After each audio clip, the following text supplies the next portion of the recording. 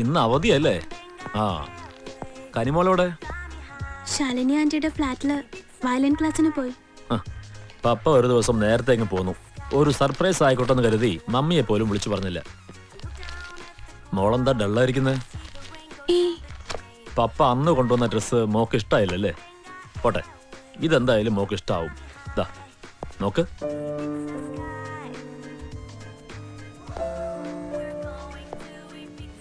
How is this? എന്താ ഇതും ഇഷ്ടായില്ലേ? അതോ ഇഷ്ടമാവാത്തത് പപ്പയാണോ?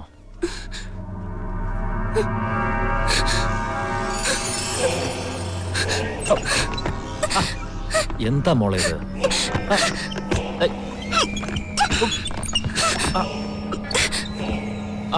മോൾ എന്തിനാ പപ്പയെ പേടിക്കുന്നത്?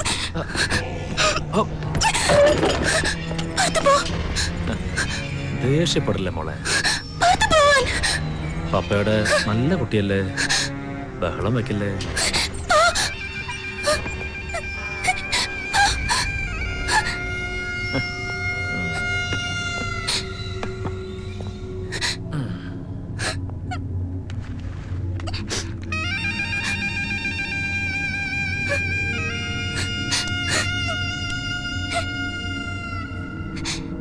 മോളോട് ഇരിക്കേ, പപ്പ ഒന്നും ചെയ്യില്ല. വന്നിരിക്കാൻ. Come sit.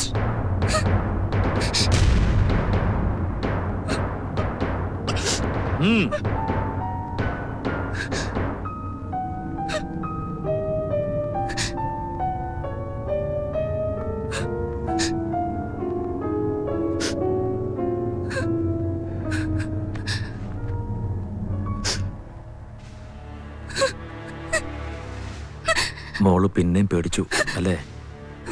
പപ്പയ്ക്ക് മോൾ അത്രയ്ക്ക് ഇഷ്ടമായതുകൊണ്ടല്ലേ?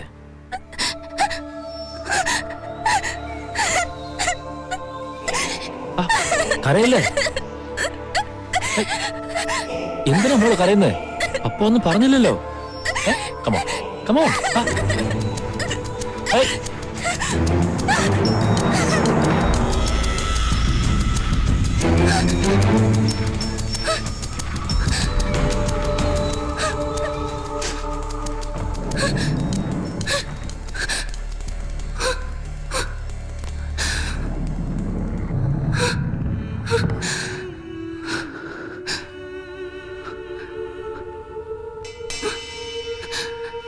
എനിക്കൊരു പ്രശ്നമുണ്ടെന്ന് പറഞ്ഞിരുന്നില്ലേ? അതാണ് കുറച്ചു നാളായിട്ട് അയാൾ ഇങ്ങനെയാ. വൃത്തികെട്ട മനുഷ്യൻ. അയാൾ എന്റെ പപ്പയല്ല. എന്റെ ഡാഡി മരിച്ചുപോയി 7 കൊല്ലം മുമ്പ് ഒരു ആക്സിഡന്റില്. ഗോവയില് ടൂറിന് പോയതാ.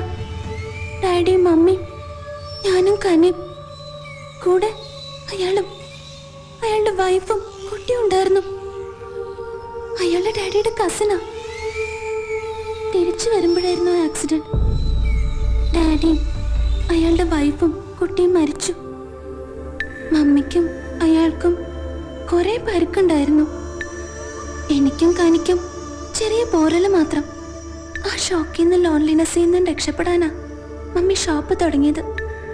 അയാളും മെന്റലി തകർന്ന് ഡ്രങ്കഡായി. അപ്പോ റിലേറ്റീവ്സ് എല്ലാരും മമ്മിയെ നിർബന്ധിച്ചു. ഡാഡിയുടെ കസിൻ അല്ലേ, ഫ്രണ്ട് അല്ലേ, അയാളെ മാരി ചെയ്യാൻ. അന്നൊക്കെ എനിക്ക് വലിയ ഇഷ്ടമായിരുന്നു അയാളെ. പക്ഷേ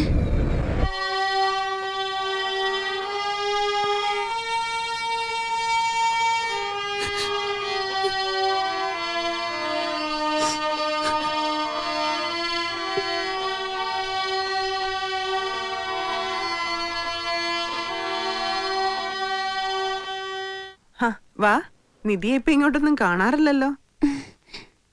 ഇരിക്ക്. ഇല്ല, ഞാൻ അവിടെ ഇരുന്ന് ബോറടിച്ചപ്പോ നന്നായി പ്ലേ ചെയ്തോണ്ടിരുന്ന ഇയാള് വെറുതെ നിർത്തി അല്ലേ? അത് പിന്നെ മടി. അതിലും മടിയാ ഇപ്പൊ അനിയത്തി കുട്ടിക്ക് അല്ലേ കനി?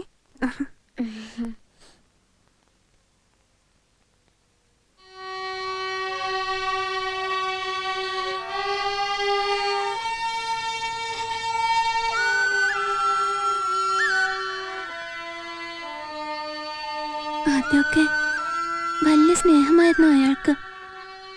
എനിക്കും എന്റെ ഡാഡിയെ തിരിച്ചു കിട്ടിയ പോലെ ആയിരുന്നു. പിന്നെ എന്നാണ് അയാൾക്ക് ഈ മാറ്റം തുടങ്ങിയതെന്ന് കൃത്യമായി ഓർമ്മയില്ല. 9th കഴിഞ്ഞപ്പോഴാ എനിക്ക് മനസ്സിലായത് അയാൾ എന്നെ കാണുന്നതും നോക്കുന്നതും തൊടുന്നതും ഒന്നും പപ്പയായിട്ടല്ലെന്ന്. ആദ്യം മമ്മിയോട് എല്ലാം തുറന്ന് പറയണമെന്ന് കരുതിയത്. പക്ഷെ എന്തുകൊണ്ടോ എനിക്ക് പറ്റിയില്ല. പലവട്ടം ശ്രമിച്ചത് പറ്റുന്നില്ല പറയാൻ. മമ്മിക്ക് അയാള് അത്രയ്ക്ക് വിശ്വാസം. എന്റെ ഡാഡിയെ പോലെ തന്നെ അയാള് ഒത്തിരി നല്ലതെന്ന മമ്മി എല്ലാരോടും പറയാ. അല്ലാന്ന് മമ്മി അറിയുമ്പോ എന്തായിരിക്കും മമ്മിയുടെ അവസ്ഥ? അത് ഓർക്കുമ്പോ എനിക്ക് പേടിയാ. ചിലപ്പോ മമ്മി ആകെ തകർന്നു പോയെന്ന് വരും. മമ്മിയുടെ ലൈഫ് തന്നെ പോവും. ഇല്ല, എനിക്ക് പറയാൻ കഴിയില്ല മമ്മിയോട്. പക്ഷെ അറിയാതിരുന്ന എത്ര കാലം എനിക്ക് പിടിച്ചു നിൽക്കാൻ പറ്റും? പിന്നെ പിന്നെ കനി വളരല്ലേ.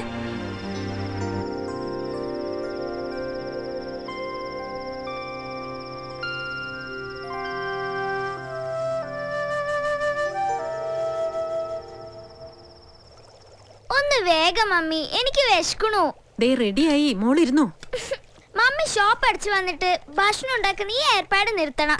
മനുഷ്യൻ ഇവിടെ വിശന്ന് ചാവും. രണ്ടുപേർക്കും ഉണ്ടാക്കി കഴിക്കായിരുന്നല്ലോ. സാധനങ്ങളൊക്കെ ഇവിടെ ഉണ്ട്.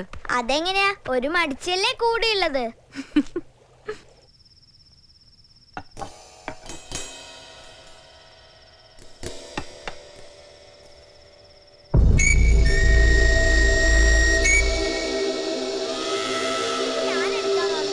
നീ ഇതൊക്കെ താഴെ ഇട്ട് ഉടയ്ക്കും. ഇല്ല. മോഹൻ ഇരുന്നോ? വിശന്നു അല്ലേ? ഏയ്, നിധി എവിടെ? ചേച്ചി, ഫുഡ് റെഡി.